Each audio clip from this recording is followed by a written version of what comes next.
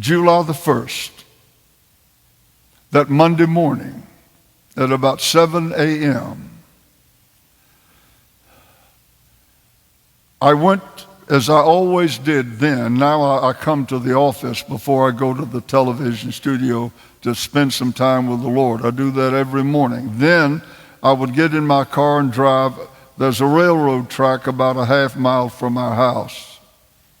And it was a place of privacy, and I would park there and read my Bible and then walk down that track praying, seeking the Lord.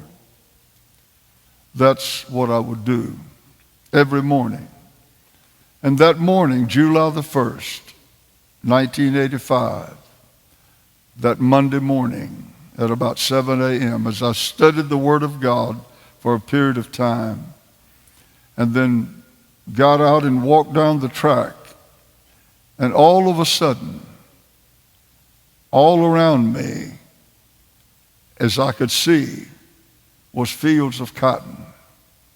I was raised in northeast Louisiana, and I know what cotton is. I have chopped cotton, I've picked cotton, so I know what it is. And as I saw these fields of cotton go over the horizon in every direction, every stalk was heavy laden. There wasn't a green leaf on a stalk, because it was all taken up with cotton, and that means a tremendous harvest. A tremendous harvest. And I saw it in every direction. And I wondered when the vision was over, for it was a vision.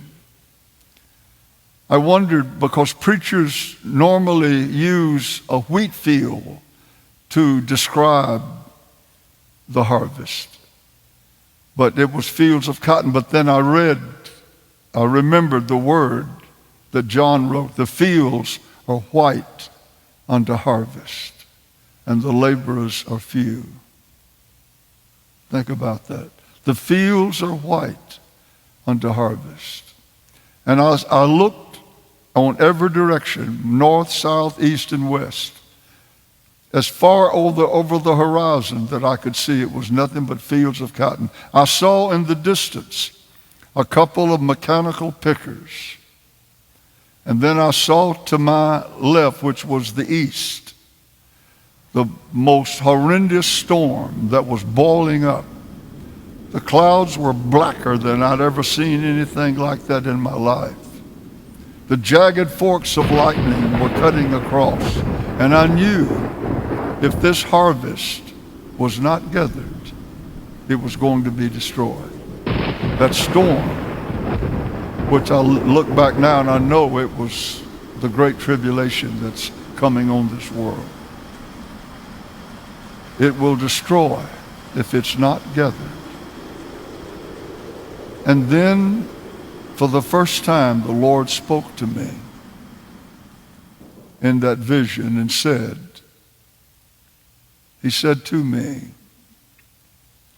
I have called others for localities around the world, but I have called this ministry alone for the entirety of the world. I want to say that again. I wouldn't say it for a long time because I thought it sounds self-serving, but I felt the Lord told me, yes, say it. He said, I have called particular ministries for localities in certain parts of the world. But I have called this ministry alone for the entirety of the planet. Now, in a sense, every believer is called for the entirety of the world. But God has called this ministry to lead the way. To lead the way. The thousands and thousands of you who support this work, God has not called you to serve in the capacity of leadership. He has called you to do what you are doing. Don't think little of it. Don't think small of it. It's extremely important. But he said, I have called this ministry for the entirety of the world. He said, don't fail me, for there is no one else to take your place.